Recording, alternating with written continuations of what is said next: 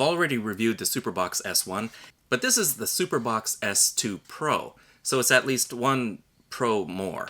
Let's have a look at the unboxing. Let the unboxing commence.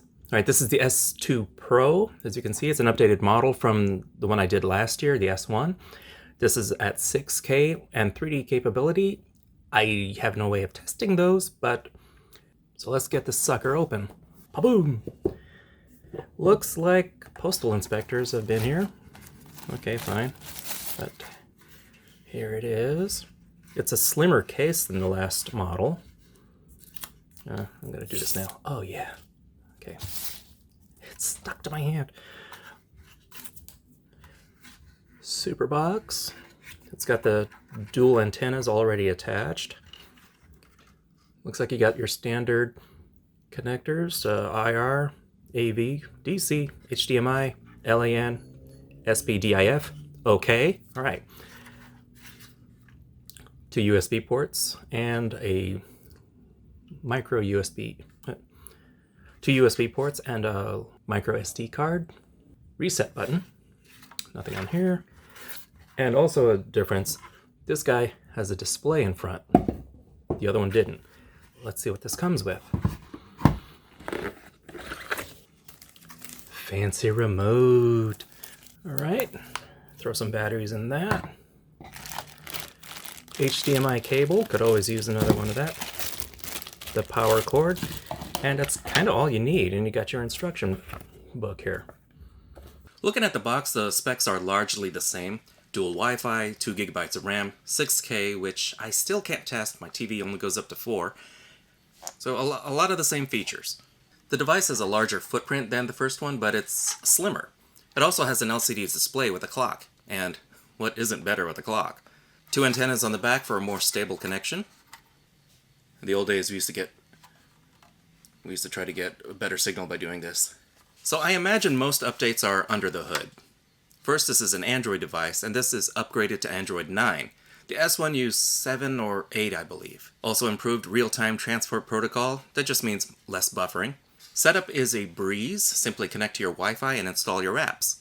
This uses 2 separate apps for live TV and video on demand, much like the S1. Right away, I see some differences in the UI.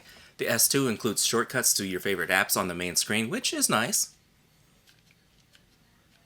I've watched several movies and TV shows, both streamed online and from a thumb drive.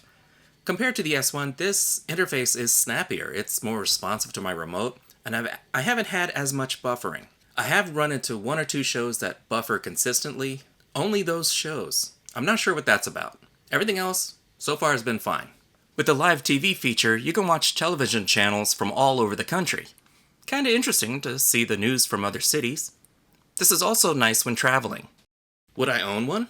If I had $300 sitting around, I would. It's more expensive than I would spend on myself. But I'm a cheapskate. No subscription, it's a one-time payment of $2.99 currently. And again, there's the worry of the service going down, turning this into a simple media player. But after using the S1 for almost a year, the service is still going strong. Picture quality is excellent, and if you're traveling and your hotel TV sucks, as long as there's an HDMI input and Wi-Fi, you're in business. The cons, I get it, it's pricey. $299 is a lot for such a small device, but you do get a lot out of it. Some letterbox programs are stretched or squished. Sometimes the box struggles to fit into the 14:9 aspect ratio, a problem if you hate skinny heads. It lacks Hulu and Disney Plus, which you might be able to sideload these, but most people would be afraid to brick this thing, and if I spent $300 on something, I'd be afraid to brick it too.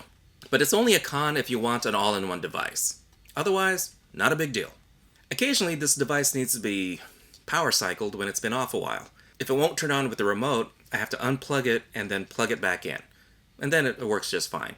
I'm not sure if that's just my device or if that's something that happens with all of these. From my end, I'm knocking some points off. The SuperBox S2 Pro, 3 Bs. A lot of content, great picture, snappy performance, but the need to unplug it when it won't wake up really hurts the score. And there are some picture issues that seem to plague every device of this type. Thank you so much for watching. Like, subscribe, comment the bell, the usual YouTube stuff. This is theNewBee, and I'll see you later, kids. Toodles!